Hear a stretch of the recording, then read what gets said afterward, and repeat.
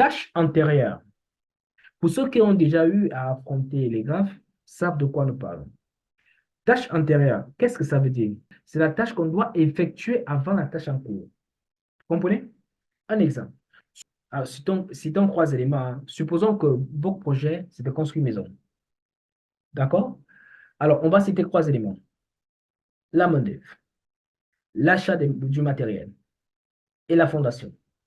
Vous voyez que ces trois éléments-là sont des tâches. D'accord?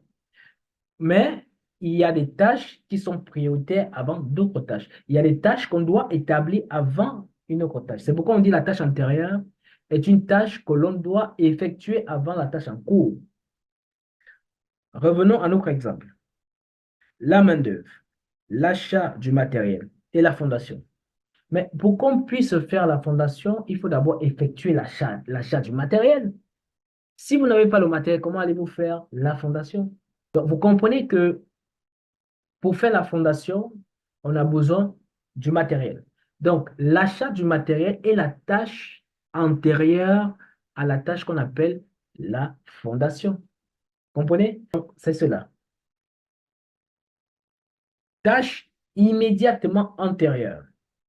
On peut parler de tâches antérieures, mais parmi les tâches antérieures, il y a des tâches qu'on appelle tâches immédiatement antérieures. Alors, la tâche immédiatement antérieure, c'est la tâche prioritaire à d'autres tâches antérieures. C'est simple. Dans notre exemple, dans notre projet, on veut construire une maison.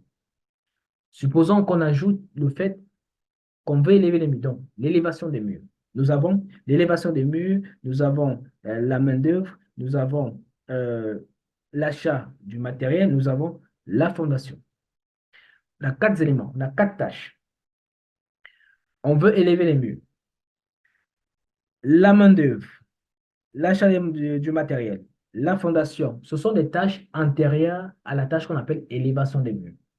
Mais parmi ces tâches, quelle est la tâche qui est immédiatement antérieure à l'élévation des murs, à la tâche qu'on appelle élévation des murs?